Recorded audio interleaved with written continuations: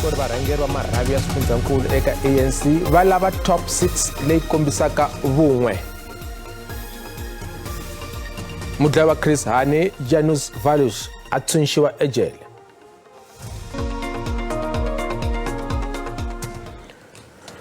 Vakana lama Mahungu ya SABC ririmi ra Xitsonga ri perile. Varhangeri va ANC eka swifundzankulu va ta va na nhlengeletano wa vuntlhanu va ringeta ku twanana hi varhangeri lava faneleke ku ya hlawuriwa enhlengeletanini le Nasrec vhiki leri taka. Enkarhini wa sweswi swivandla hinkwaswo eka vandla ra African National Congress swi le ku phikizaneriweni ku katsa na xivandla xa vupresident exikarhi ka President Cyril Ramaphosa na khale ka holobye wa rihanyo Zweli Mkhize. Swi tikomba swi nga ha endleka leswaku ku va na nxaxamelo wun'we ntsena wa ntsevu wa swirhonkulu swa vandla ra ANC.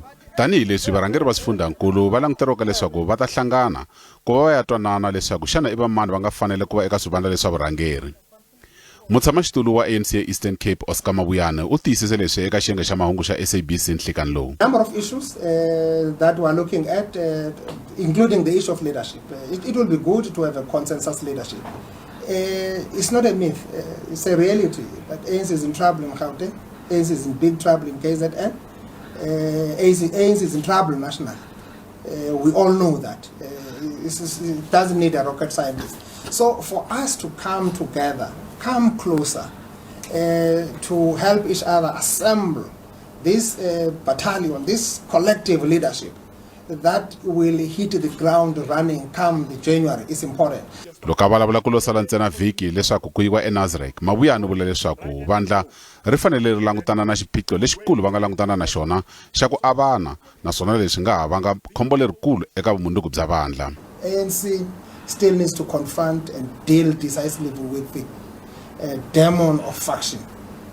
Factions in the ANC are almost putting our country at the brink of catastrophe. Actually, they are a serious risk to the future of this country. Vandla ri langutana na xiphiqo lexikulu swinene xa mhaka ya phalaphala leyi nga tisa leswaku ku va ni ku ehleketela leswaku President Ramaphosa a nga ha va a lave na ku tshika ntirho hambi switetano endzhaku ka ku hlanganisa na swirho swo karhi u vuye a hundzuluxa mavonelo yakwe. Leswi ta endzhaku ka loko xiyenge xa section 89 xi nga xa vurhangeri bya vativi lava va rhume hi palamende xi kume leswaku Ramaphosa a nga ha va a na nhlamulo to karhi leti a fanele ku ti nyika eka palamende. Kambe Mabuyane a nga pfumelanga ku angula leswaku xana a nga va a ri un'wanyana wa lava nga vulavula na President Ramaphosa leswaku a vuyelela eka xitulu xakwe endzhaku ka loko a xungete ku tshika ntirho ke. Kambe u tiyisise kahle leswaku Ramaphosa u ta hlawuriwa nakambe eka xitulu xakwe eka nhlengeletano leyi taka ya vurhangeri bya vandla ra ANC eNasrec. Ramaphosa will close the conference come the 20th of December. He's the president of the ANC. He's going to continue to be the president of the ANC. He's going to face all other issues as a member of the ANC and a leader of the ANC. Utlula magidimune wa swirho swa vandla ra ANC va languteriwa ku ya hlengeletana eNasrec eka nhlengeletano leyi nga ta hlawula vurhangeri byintshwa hi siku ra 16 ra n'hweti leyi. Vachayeri va tilori na mathekisi leswi tsemakanyaka ndzilekano wa Afrika-Dzonga na Mozambique egondzweni ra N4 eMpumalanga va vilela hi vuhlayiseki. Vachayeri va ri ku na swigevenga leswi nga ta nyika gondzo leriya. Va ri swigevenga swi va phangela nhundzu, mali no pfinya, naswona va vilela leswaku vugevenga byi ta nyanya makhisimusi lama. Vugevenga byi tlakukile exifundzeninkulu Mpumalanga kusuhi ni ndzilekano wa Libombo. Xiyimo lexi xi tikisela vachayeri va tilori ni mathekisi. Matolo ku hehliwa leswaku ntlawa wa vavanuna va hlasele thekisi leyi ni ku phangela muchayeri ni vakhandziyi. There were more than 10 men that came underneath the trucks, and they took our wallets, money, cell phones, and bags. My passengers, who were mostly women, they have already crossed the border, but they're still traumatized. Vachayeri va tshemba leswaku ku na ntlawa wo karhi lowu endlaka vugevenga epatwini. Ku hehliwa leswaku swigevenga swi tumbela enhoveni laha swi humaka ni vusiku. Hi nkarhi wolowo matsanatsan wa tilori ti yima tiawara to hlaya kumbe masiku ku va ti tsemakanyela eMozambique. Nkarhi un'wana mihlaselo yi va yi ri ya tihanyi. Lento iyenzeka daily. This happens daily, even with the police on the road, because they are watching vehicles coming from Joburg for bribes. Police officers and the traffic cops as well, but there is no protection because what they are doing is just keep on watching people's mistakes and then try to rectify them to force those people to give the bribe. Nhlangano mathekisi wa cross border wu koxa leswaku ku va na maphorisa epatwini. If I say the woman has this nice one, like my sister, I took it and then go to the mountain and then starting raping. Then after demanding the man again, I say 115,000 to release that woman. Ku languteriwe ku va ku yisiwa maphorisa yo tala epatwini leri nguva leyi ya makhisimusi. Times when people are asleep in the evening, then there will be those that are going to be robbing their items. We still have the other stops there, our hotspot there at the BP garage where you find that the crime is being occurring there. So we are up to speed with our deployment, which you are going to be assisted in the main by our traffic department. Patu ra N4 leri hlanganisaka Mpumalanga na Mozambique ra nkoka eka ku tleketla nhundzu exikarhi ka matiko lamambirhi leswi nghenisaka mamiliyoni yo tala ya tirhandi eka ikhonomi ya Afrika-Dzonga. Ntshamo wo gweva vadlayi van'wamabindzu le Northwest wa Ndile Bozwana wu sungurile khoto le henhla ePitori. Mbhoni yo sungula i dokodela ya miehleketo loyi a nga byela khoto ta xiyimo xa vahehliwa kusukela va pfaleriwile ekhotsweni laha va tshamaka ha un'we kusukela hi Khotavuxika. Vahehliwa lava mune va susiwe eka xiyenge xa vuyimela va yimela ku tenga va pfaleriwa voxe eka xiyenge xa Cimex. Dokodela wa miehleketo a kongomisa vumbhoni bya yena eka muhehliwa Sipho Hudla. Hudla u na ntshikelelo wa miehleketo naswona a nga swi twisisi leswaku hikwalaho ka yini a susiwile exikarhi ka vabohiwa lavan'wana a ya pfaleriwa swanga. Dokodela u tlhela byela khoto leswaku ku pfaleriwa yexe swi endle leswaku Hudla a nga ha lavi swakudya no tikeriwa ku tlela. Hudla u va na vahehliwakulobye vanharhu ku katsa na xigevenga xikulu xa le Mamelodi ya vuxeni bya Pitori Vusi Khekhe Mathibela va balesele no dlaya Bozwana ePitori Khotavuxika lembe ra 2015. Va voniwe nandzu naswona va yimele xigwevo. Mudlayi wa Chris Hani Yanush Valush u humile ejele. Holobye wa vululami na makhotso Ronald Lamula hi xitatimende Valush u vekeriwe swipimelo swo tika tanihileswi a nga tshunxiwa hi parole. Yanush Valush u tshunxiwe endzhaku ka loko khoto ya vumbiwa yi bakanya xiboho xa ndzawulo ya makhotso lava a va arile leswaku a tshunxiwa. Khotso ra Khosi Mampuri a ku ri kaya ra Valush ku ringana 29 wa malembe lama nga hundza. N'hweti leyi nga hundza khoto ya vumbiwa yi lerise leswaku mudlayi wa Chris Hani a tshunxiwa hi parole. Muavanyisinkulu Raymond Zondo u tshikele swipimelo swa parole eka holobye wa vululami. Vhiki endzhaku ka xiboho xa leswaku a tshunxiwa, Valush u tlhave wun'wana wa bohiwa hi nkarhi lowu a va folele swakudya. Ku tshunxiwa ka yena swi vuye swi yimisiwa ku endla leswaku a kuma vutshunguri. Sweswi u tshunxiwile exibedhlele naswona a nga ha ri exikarhi ka makhumbi ya le jele. Ndzawulo veri Valush u ta tirhela vaaki ku ringana malembe 2 ehansi ka swipimelo leswi a nga tshunxiwa hi swona. Xiboho xa khoto ya vumbiwa hambiswiritano xi hlundzukise van'wana vanhu. SABC na vanghana va rona a va lava leswaku Valush a tshama ekhotsweni vutomi bya yena hinkwabyo. Kambe leswi a swi ta vula leswaku holobye wa vululami a nga landzelelanga xileriso xa khoto. Last week I remember we were trying to say he mustn't come out. Unfortunately, you know, the law takes its course. But personally, I'm not happy about that because he hasn't told the truth who killed our leader. This shows that what the late Comrade Chris Hani fought for is indeed beneficial for everyone, especially when a prisoner that has killed him is receiving parole through his efforts of fighting for democracy. So his oppressor is the very same person that is being set free by the blood of Chris Hani. We must abide by the rule of the Constitution. There are many murderers that were being released and we are not crying foul. So why is the ANC special and ACCP special in the whole saga? The Constitutional Court has said he must be released and that's what must happen. He must be released. Ndzawulo va vula leswaku xiboho xa vona ka nkarhi lowu nga hundza xo alula Valush parole a ku ri ku riseta Hani kambe a swi fambelana na vululami. Va tlhela va vula leswaku Valush u twisise vanhu vo tala ku vava ngopfungopfu ndyangu wa ka Hani.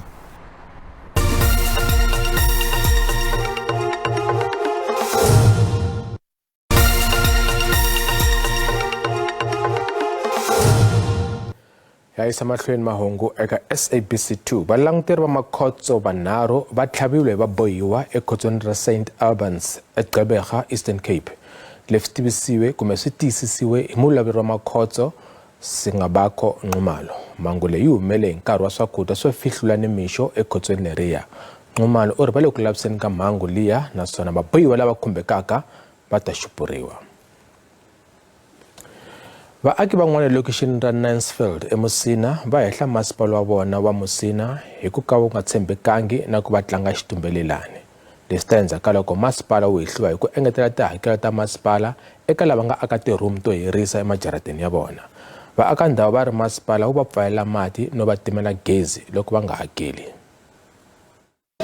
Moses Kobe u tshama elokixini ra Mansfield. Tatana loyi a nga tirheki u ri u ake tikamara tin'wana endzhaku ka yindlu ya yena ya RDP ku kota ku amukela swirho swin'wana swa ndyangu. Kobe u ri u hirise tin'wana ku kota ku tihlayisa. U ri u kolota masipala mali yo tlula 10 wa magidi ya tirhandi leyi a nga yi twisisiki. Swa big room nendi wana ndisa pheses ngauri wana batho vanji vana vava vane even ba go belo wana midi ba go zwona bana dzindunga murahu ba go badelisiwa itshelede abana bo rena re sa shumu fana na dishumu and sa shumi so ndi follow zama planning inwe ya uri ndikona ngula mara arali ndi do ndiko zama futhi masipala do bonjela ina itshelede ndiko tea uchilanga mina. Jessica Sibula u le ka xiyimo lexi fanaka u ri u timeriwe gezi endzhaku loko a tsandzeke ku hakela gidi na 50 wa madzana ya tirhandi laha a vulaka ku ri i mali a nga yi langutelanga. Sibula u ri u tirha epurasini naswona u hola 80 wa madzana ya tirhandi hi n'hweti.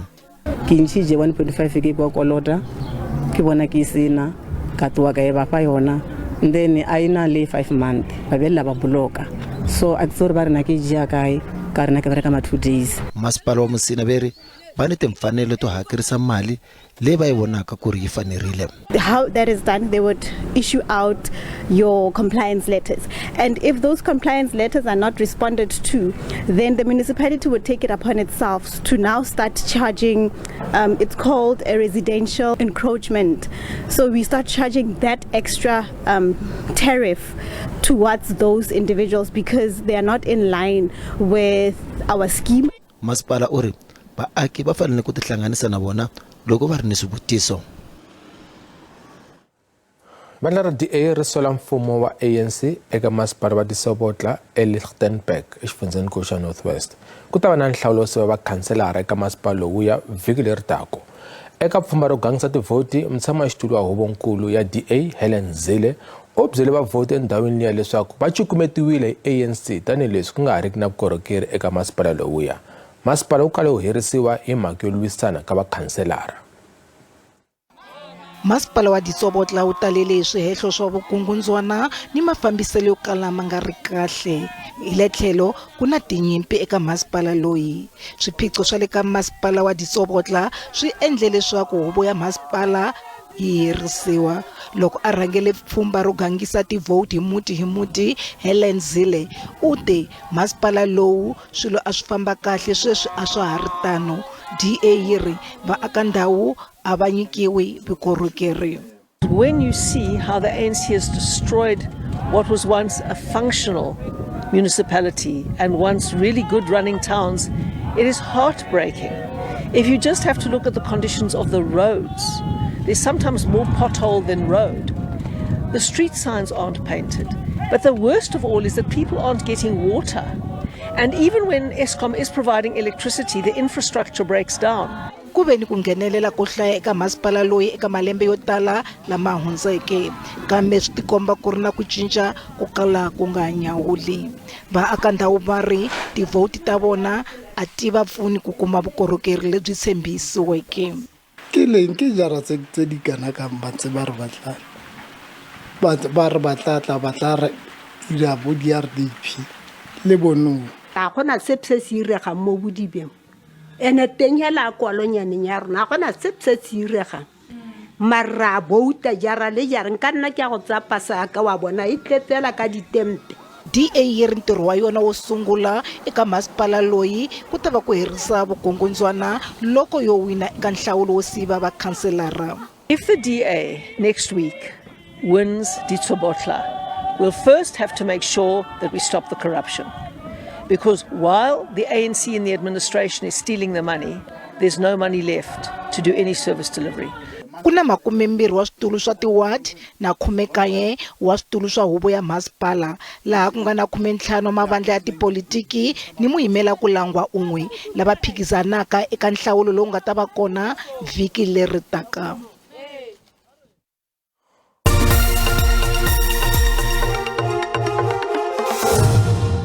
Palamende yi pfumelele Afrika-Dzonga ku va xirho xa bangi ya vuvekisi ya Asia. Palamende yi amukele xiviko xa komiti ya palamende swa timali mayelana na vuxirho eka bangi leyi. Nkarhi lowu nga vekiwa wu fika emakumu ya maheleni na n'hweti leyi ya N'wendzamhala. Loko tiko ri karhi ku tilulamisela leswaku ri nghena eka ikhonomi ya gezi leri nga thyakisiki mbangu, ku languteriwe leswaku bangi yi ta vekisa mali yo karhi eka tiprojeke leti. Kambe ku vuxirho eka bangi leyi bya durha. Tiko ri ta boheka ku humesa miliyoni wa tidolara ta Amerika leyi nga ta vekiwa hi ku hakeriwa hi ka 5. Naswona ku na swo tala leswi va nga ta vuyeriwa hi swona. South Africa will be able to borrow from the bank. The bank can invest in any member with a ceiling of such an investment as a share of a total bank, that is 15% to non-regional, which translate into $15 billion at the current value. The bank has distinguished itself as a leader in the green infrastructure investment. Kambe a hi mavandla hinkwawo laya amukelaka leswaku Afrika-Dzonga ri va xirho xa bangi leyi. Va DA va vula leswaku tiko a ri nge swi koti ku va ri fikelela tihakelo leti. With projections that South Africa's economy will grow at less than 1% next year, amongst the slowest in Africa, a grey listing looming in February and economic fallout over parole, it is clear why government wants access to more loans. With the ANC in terminal decline, government does not believe that it can put our economy onto the path to growth that will lift our people out of poverty. Kambe mavandla yan'wanyana ya sole swinene ku va DA ri alana na makungu lawa. Which are informed by a long-held practice that any global initiative that is not part and parcel of neo-colonial administration management is viewed with hatred. We know that there are deliberate and coordinated efforts to undermine anything that is not led by the United States, Britain, France, or other formal colonizers. Van'wani va kombela leswaku mfumo wu va na vurhonwani eka ku lomba mali leyi nga ta tirhisiwa eka pfhumba leri. And not blindly accept the invitation to be a member of this bank without acknowledging our own big infrastructure deficit and the need to finance it. Even with this need, we can't afford any more debt. As if we were to be part of this infrastructure bank, we need to bear in mind that the premise of the bank is to offer money through their lending practice to address the infrastructure gap in countries like ourselves. Afrika-Dzonga a hi rona tiko ntsena ra Afrika leri nga ta va xirho eka bangi leyi. Ku na matiko yan'wanyana ya 12 lawa na wona se ya nga fikelela. Loko swi hate tano huvo ya swifundzankulu ePalamende va karhi ku yisa emahlweni na ku pasisa nawu lowu nga ta lwa na ku lombiwa ka mali hi ndlela leyi kongomisiwaka eka ku kondletela vuterorisi, naswona wu languteriwe leswaku wu ta pasisiwa ku nga ri khale. Kasi ndlela ya languteni leswaku timakete ti pfarise ku yini namuntlha eka JSE.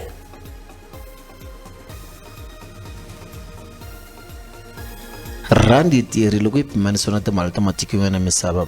Nxavo wa dolara i 17 rand 10 cent, pondo i 20 rand 89 cent, euro 18 rand 1 cent, kasi pula Botswana i 1 rand 33 cent. Minkavelo ka JSE ri ehansi namuntlha.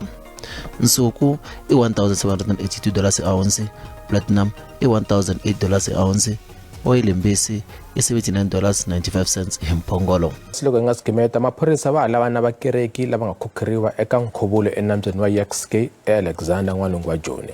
Xana ku nga endliwa yini ku tisa vuhlayiseki bya minkhuvulo ya le milambyeni hi tikereke to karhi?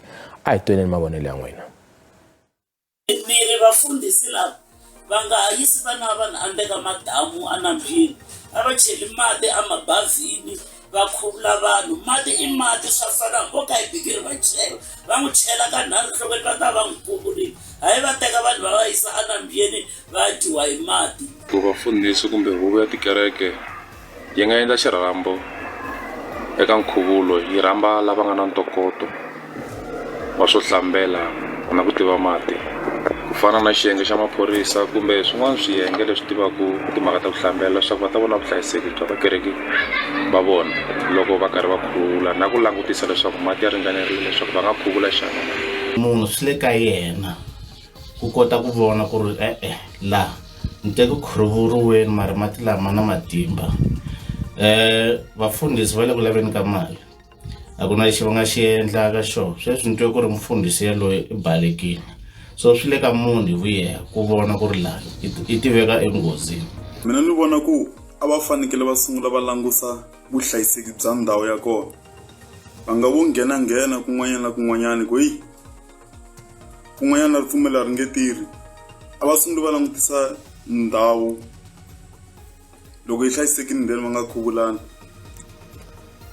Khensile mahungu lama mkhomelo namuntlha endzhaku ka mavhengele mani mathonsi to hetisela ta maxele mina vito ni Musa Mabonda riperile.